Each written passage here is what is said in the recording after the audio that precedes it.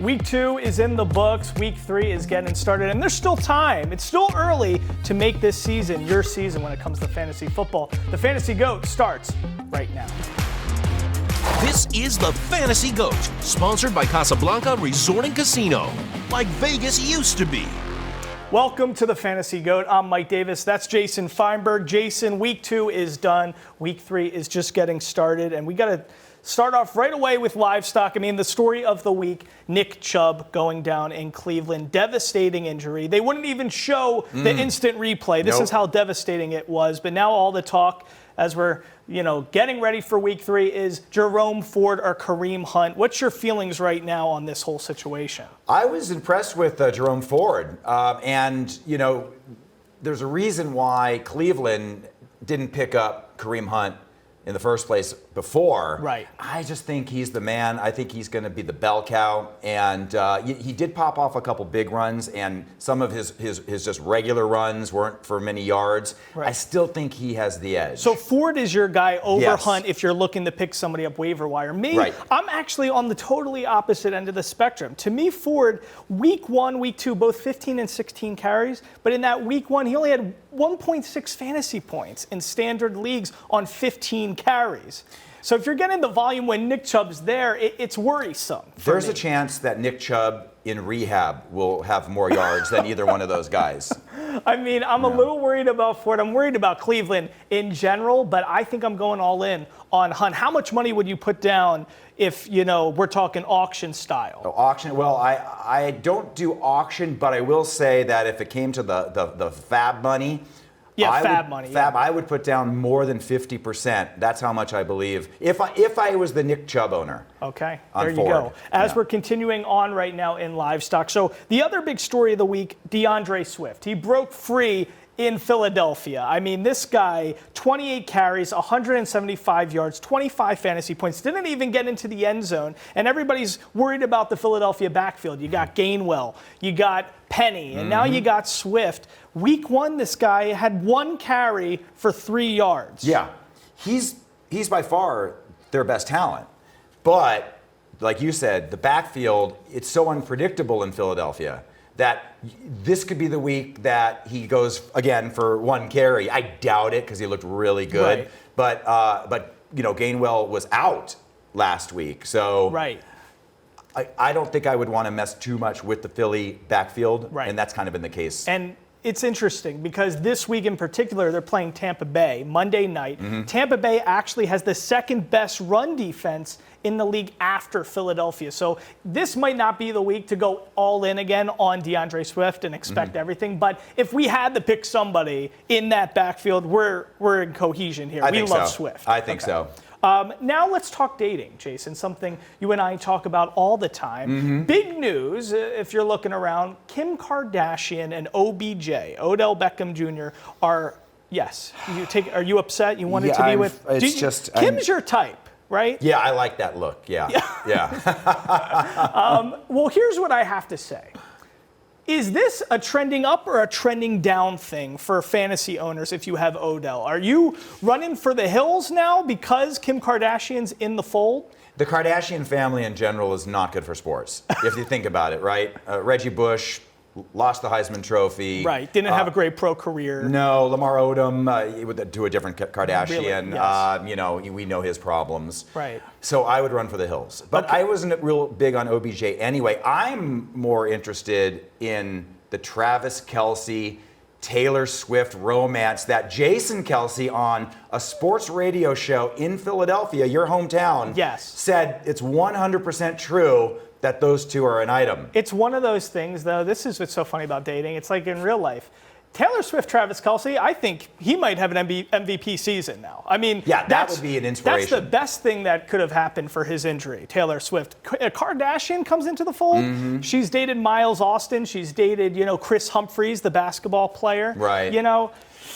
Miles Austin fell off the face of the earth, ladies and gentlemen. So, Whereas Travis Kelce can look forward to 18 songs bashing him at some point.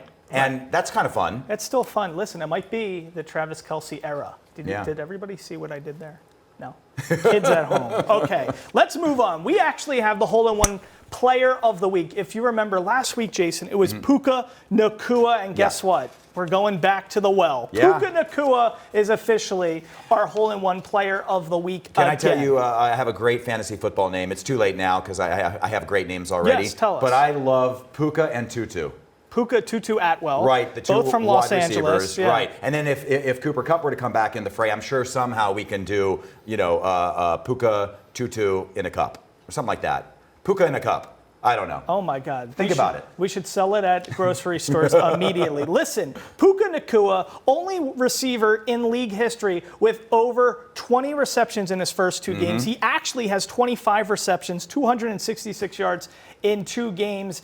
I didn't play him. I was so upset when that happened. I didn't either. Well, I did in one league. I didn't in one league because remember he was banged up. Right. And so a lot of people thought, well, let's go with a safer choice. It turns out. Plus, it was 1 week, and a lot of times that week 1 could be a fluke. Right, So, and it's against San Francisco. Yeah. You're not sure, but don't listen, beat yourself up. Puka is the guy, and I'm sure there's going to be a lot more of hole-in-one players in the week in his future. All right, guys, coming up after a short break, we're going to be doing our deep dive, GOAT vision into QBs and running backs, and guess who we're going to be talking about first? Kirk Cousins. Yeah. Very interesting stuff on the Kirk Cousins horizon. So we got more Fantasy GOAT after a short break. Before we take a timeout, in Week 3 of 2016, which Atlanta running back ran for 152 yards and caught a touchdown pass in a win versus New Orleans? He finished as the week's top running back. The answer after the break.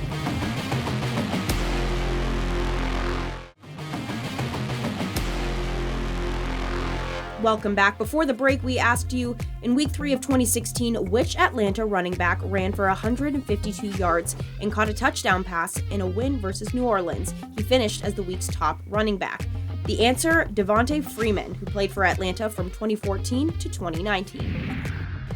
Welcome back to the Fantasy GOAT. Okay, so Jason, we're going to dive in to GOAT Vision QBs right now. To me, the theme of the season so far is how funky the quarterback situation has been. Now, for fantasy managers at home, all you kids at home, Kirk Cousins is actually leading all fantasy football quarterbacks in points right now. Yeah. Who would have thunk this? But he's got Addison, he's got Jefferson, and without Cook and that lack of volume that Madison's been getting in Minnesota, Kirk Cousins might be the guy. I don't love Kirk Cousins when it comes to real life and being a football fan, right. But in fantasy football, Kirk Cousins might be the dude this year. Well, people don't want to draft him because he's boring, but he is low-key one of the better quarterbacks for fantasy year in and year out.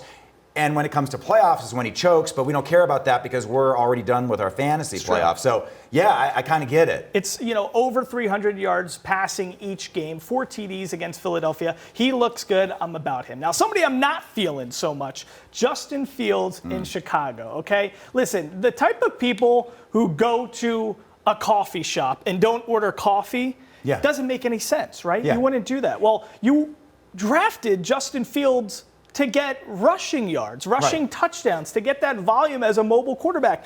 Crazy stat here. He's only had 2 designed runs the entire year. Last year, from week 7 to the end of the year, he was averaging 5.5 designed runs a game. It's like casting Brad Pitt and making him ugly. Or Charlize Theron and putting her in a role that makes her ugly. Right, like Monster, when you won, because she won an Oscar for that Academy Award. So I don't know about that. But here's what I would say. Justin Fields, I'm not in the business of doing business with you if you're not going to run. It doesn't make any sense. So that's where I'm at right now. Okay, you were talking about how Kirk Cousins have been passing the ball a ton. Well, same with C.J. Stroud, and same reason. The running game is going nowhere with Dameon Pierce, and so he's been forced to throw. All of his wide receivers are getting 9-10 targets, so I'm really high on C.J. Stroud as a backup to save maybe somebody like a Justin Fields who isn't doing it right now. And they're behind a lot, too, which is smart, so you're going to get that volume of just having a lot of these big plays and big-time throws. Yeah, and I'm really down on Kenny Pickett, and this is the chance for him to make it right against Las Vegas. So we'll see how he does. But he was one of my star picks early in the season, preseason, I should say. I liked him too. We got to figure out what's going on with Canada in Pittsburgh. Okay, so here's something interesting. Los Angeles, right? Kyron Williams. This guy now is going to break free. Cam Akers, the kryptonite for Chiron, is gone. Yeah. Okay, Cam Akers is out the door. Nobody even wants him in Los Angeles anymore. Chiron, I mean, this guy, second most fantasy football points in standard scoring leagues behind Christian McCaffrey. So, I mean, this guy is doing well. You got to plug and play him. And he's actually had 52 yards exactly each week. So I'm expecting another 52 yards for him. Now, somebody I'm not feeling, let's talk about this. Rachaad White in Tampa Bay. Okay, this guy, if we want some more symmetry, I like even symmetry kind of things. Hey, I'm a Libra. The scale. Is that? Okay. Yeah. I didn't know about that. But week 1, Rachaad White has 17 carries. Yeah. Week 2, he gets 17 carries, but it's a tale of two different stories. In the first week, he's under 40 yards. Last week, over 70 yards. But now he goes up against Philadelphia, the best run defense in the league. So I'm very low on Rachaad White, and I think that Sean Tucker could be somebody who ends up usurping him and taking that role. So I'm low on Rachaad White right now. You know, I was high on Tony Jones Jr., and I still am with New Orleans because, again, Kamara's out for another week and Jamal Williams is out. Right. But this Kendre Miller is coming back. So I'm not as high on Tony Jones as I was, even though he did have 2 touchdowns. So I've tamed it a little, tempered it a little bit. Can't you just wait a week, though, until Kamara's back? Kind of thing? Well, I'm just high on him this week. Okay, and next week he'll be probably down in the dumps. Gotcha. Speaking of down in the dumps, and we talked about the Houston running game. Yeah. Damian Pierce. Right. And Najee Harris. I mean, that 10. What is going? I mean, he just is so slow. We need our greatest minds in the universe to figure out what's going on with Najee. What could be happening with this guy? The only time he had a good run is after Jaylen Warren had a bunch of good runs, and he was probably seeing his job disappear. Then he had the good run, and that was it. It's something weird. He was doing better. I mean, week 1 of our show, the Fantasy Go, you mentioned he had like a club foot or something like that. You thought, he looked better then. You look better then. I mean, basically. So a lot of worrisome things, some good things, but a lot of worrisome things as well. That's part of fantasy football and commiserating. Jason, coming up after the break, we're doing a deep dive. GOAT Vision, we're talking wide receivers, we're talking tight ends, and I got a lot of tight ends I'm not feeling so much right now. Me neither. All right, we got that coming up after a short break. Before we head to break, in week 3 of 2016, which Detroit wide receiver had 206 receiving yards and 2 touchdowns in a loss versus Green Bay? He also finished as the week's top wide receiver. The answer after the break.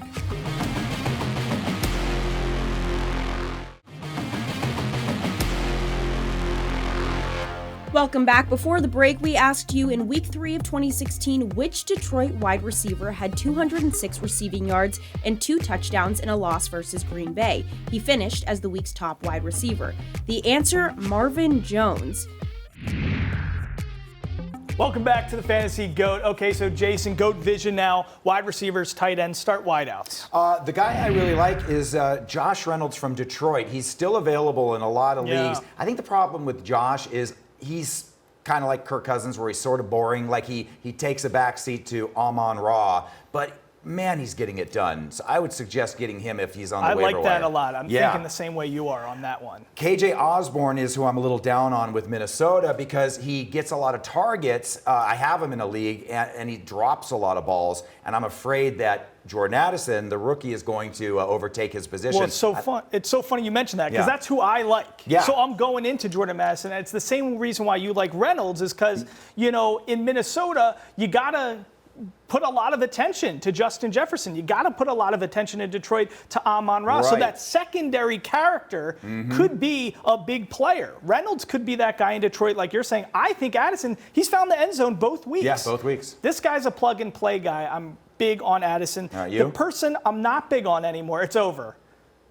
Juju Smith-Schuster in New England. It's over. The relationship's done. There's nothing else to say. Bye-bye, Juju. I'll never draft you ever again. And you love Juju. Bye-bye, Juju. Never again. All right, tight ends. All right, tight ends. So this one, I'm kind of going off the grid a little bit. It has nothing to do so much with his talent, but I am giving a hey to Kylen Granson. Now here's why. Who? Right. He's a tight end on Indianapolis, but he gave birth. He finally gave birth. He did a whole photo shoot. It took him 3 years of labor. Mike, 3 years of labor. What are we talking to about right finally now? give birth to a touchdown. Is this a fantasy football show? Yes, and he scored his first touchdown. He wrapped the ball in a blanket, and he and his girlfriend, they had a photo shoot, and they welcomed in their first touchdown. So for that, I love Kylan Granson. Maybe he'll be on a roll from there. Honestly, this might be a made-up player, everybody. Make sure you check your waiver wire. He's one of like 4 tight ends for Indy. Granson? Is that even a real surname? Granson, yeah. Kylan, okay. Yeah. Interesting. And I'm down on Juwan Johnson, and that's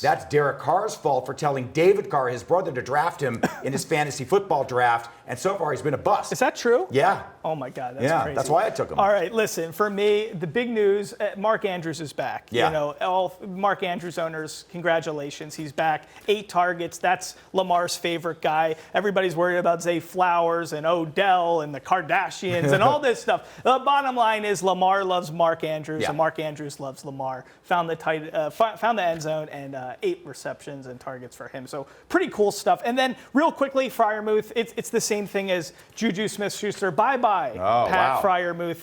He had a touchdown in the first game, though.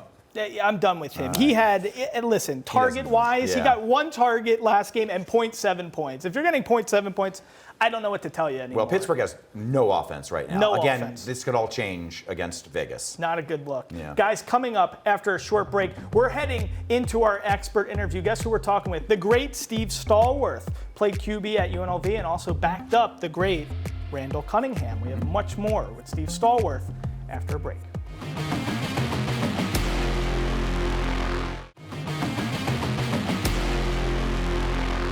It's time for our experts interview. We got the great Steve Stallworth. Jason, let's take a listen. I know you're a big fantasy football guy. So tell me, from a fantasy football perspective, as a fan who's watching all these games and taking notes, having the perspective that you have as a former, player playing quarterback at UNLV, what additives do you just have, intel, that you're kind of bringing into the fantasy world? Well, the things I try to bring to it all backfire on me, Mike. So, although one did, I'll give you an example. I really, and listen, he's too good. This isn't going to last forever. But I knew when Joe Burrow missed camp, he's not going to be right. It's going to take him a while. So I passed on Joe Burrow. About. Right. That's an important thing because I think people forget. This is where you can help us with stuff. So missing camp like that and not playing any preseason football, what does that actually mean? That means he wasn't with his brothers in the huddle. He wasn't, they weren't talking about it every day. He wasn't waking up every day and throwing reps and, learning everything every day. Now, he might have been going to meetings and that kind of stuff, but when you miss camp like that, you're just not going to be the same. But I'll tell you this, I did not start Travis Kelce the other day for the same reason.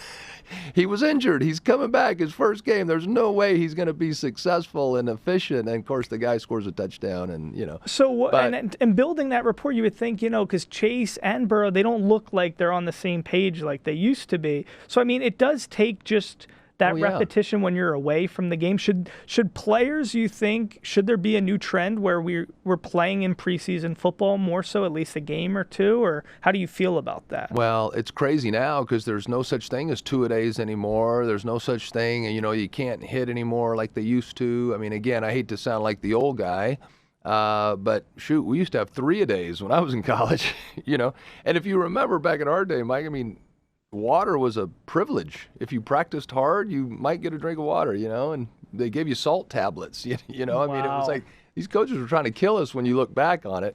But yeah, no, it's so important that these guys play together. And yeah, I wish these guys would play a little more in the preseason. But I think it's going to take them 2 or 3 games to get going until we really kind of know how this whole thing is going to shake out a little bit. Because this is preseason for most of these guys right now. All right, the great Steve Stallworth. I love that whole insight about players, needing potentially that preseason. It's hurting guys like Joe Burrow. So fascinating stuff. Guys, coming up after a short break, it's GOAT lineup time. It's our favorite part of the show. Stick around.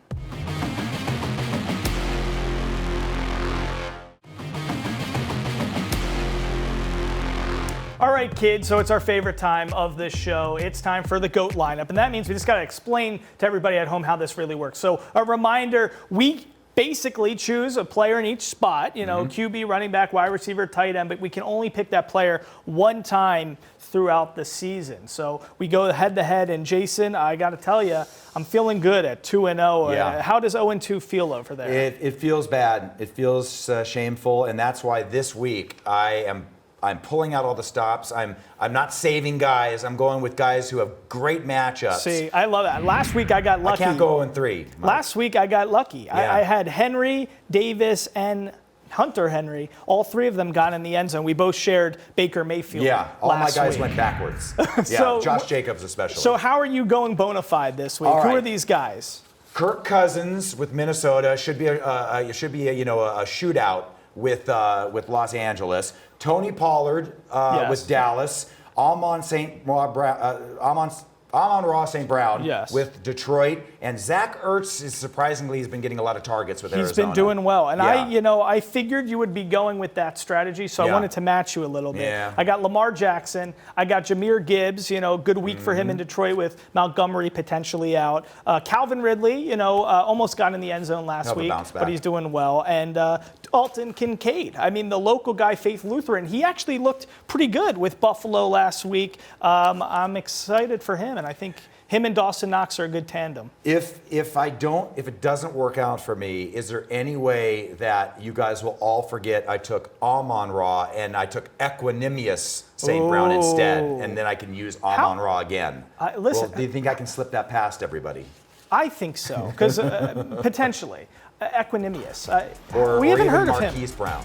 Marquise Yeah. Brown. He actually had a good week Yeah, in no, Arizona. he might I be like up him. there, yeah. I have him on a lot of teams. Guys, kids at home, thanks for joining us for another great week.